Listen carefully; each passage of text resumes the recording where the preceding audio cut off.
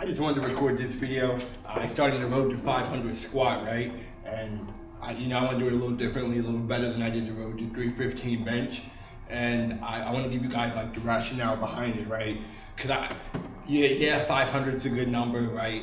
I feel like 500 is like the number where people start to kind of take you serious and lifting. Like, you see a guy lifting 500, and like, he's strong. Like, he's probably not just strong in like that one aspect, that one lift, right? And so while it is a big milestone, there are some things that like, there's a whole reason behind it, right? Like, I don't just want to hit that goal, right?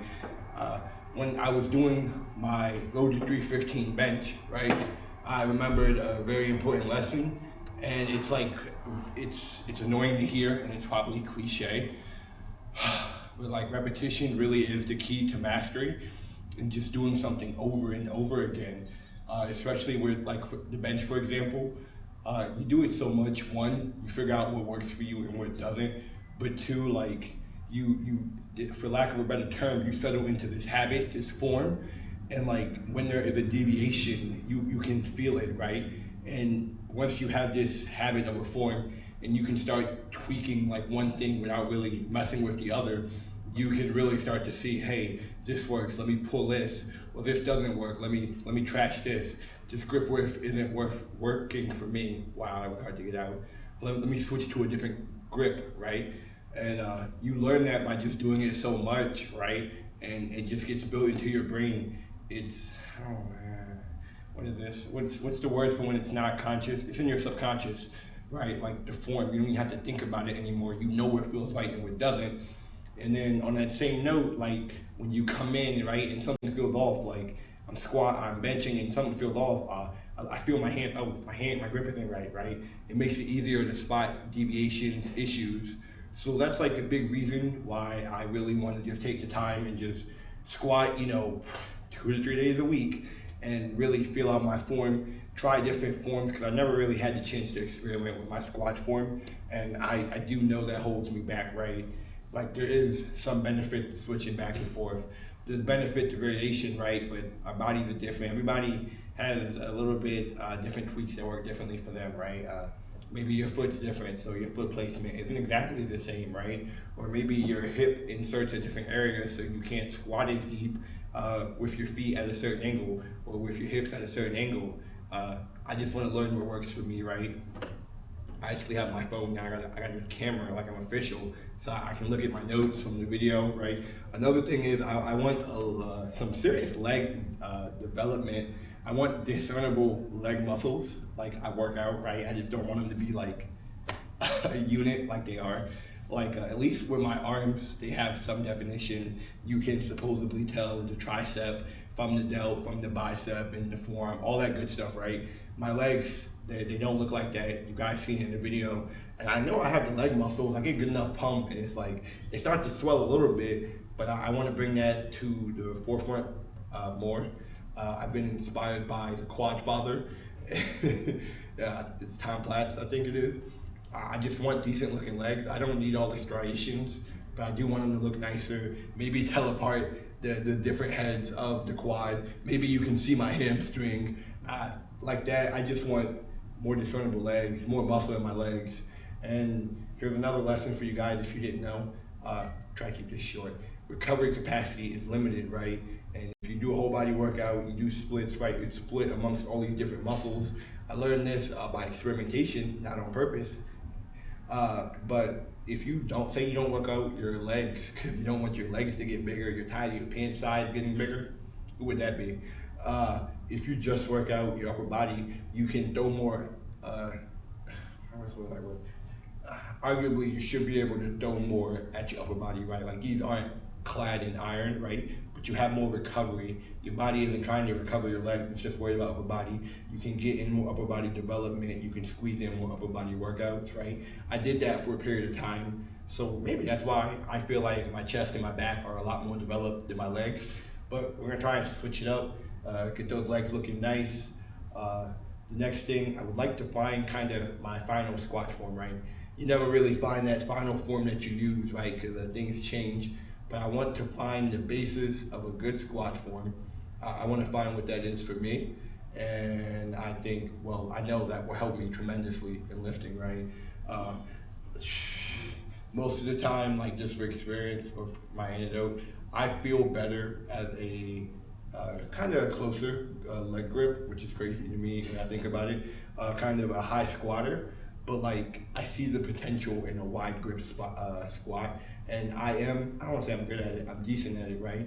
I'm decent at it, but I mostly high bar squat. So if I took the time, the skill to really think about my low bar squat, take my feet a little wider in that position, sink a little lower in that hole, who knows, man? I just want to experiment, see which one works for me, and that's the benefit of doing something for so many times.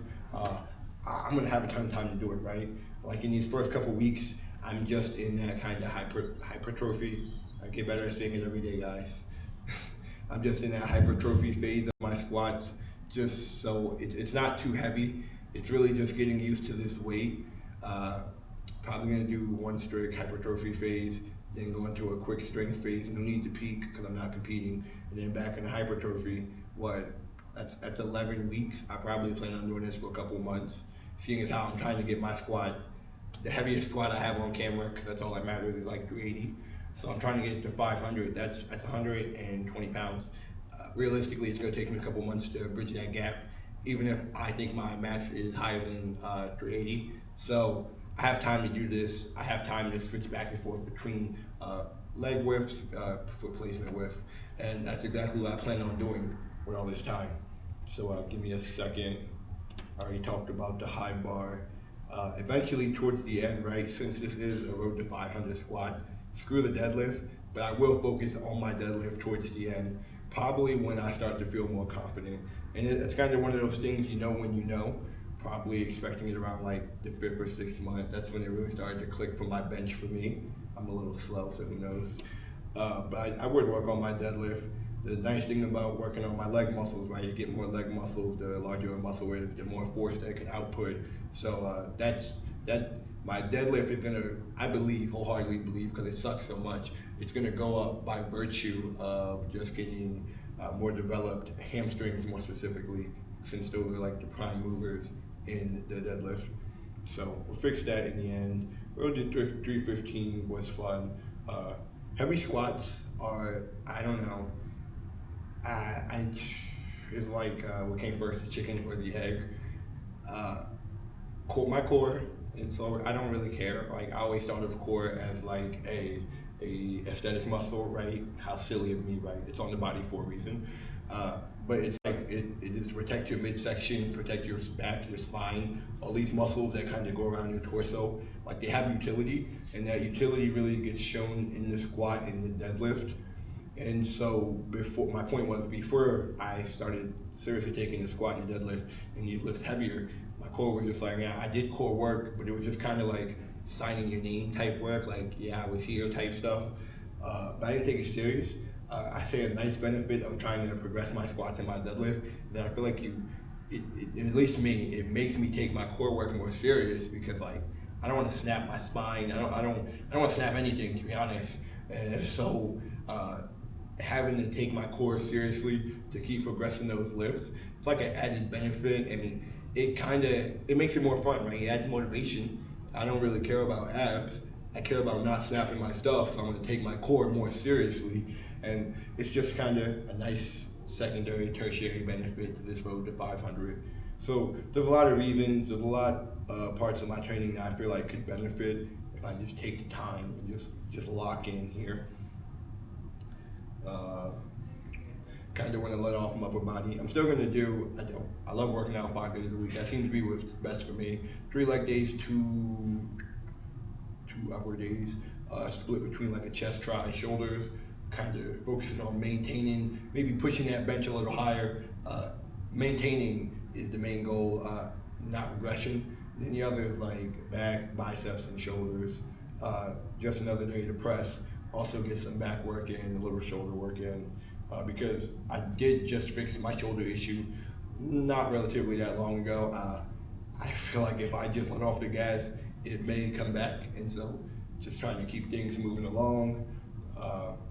We went through what I want to change about the squat technically. It's a little harder than it looks like looking through notes. Yeah, and that's it. Accessory exercises, really, it's still split up the same way it was before. I just really prefer, and I might change this in the future.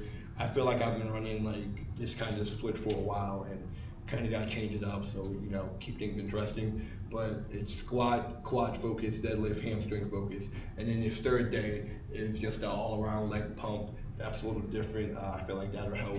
I have a wide variety of leg exercises, and I'm not going to talk you guys through them, but I will attach my program that I'm doing now. Don't shame me, right? I'm doing it now, and I'm like, you put it together on paper, and it's like, yeah, this is all good. But then like you do an application, it's like, but I could use a little of this, or maybe a little less of this. And so I'll put the program up for you guys. Be warned, it's a rough draft. Take it, edit it, do whatever you want with it. I don't care. It's free for you guys for sticking with me through the video this long. But yeah, that's mostly the reason behind my road to 500 squat. Honestly, after all this talking, it's very little to do with actually hitting the number, but I would like to hit the number. It would make me feel much better about myself, even though consequentially this does nothing for me in real life, but it still feels good to be like, I can squat 500. I'm that guy. Thank you guys for watching. If you found anything informative, helpful, entertaining, like, subscribe down below. We're trying to grow the channel, trying to put more content out for you guys, trying to do better. So if you could that'd be great. Thanks.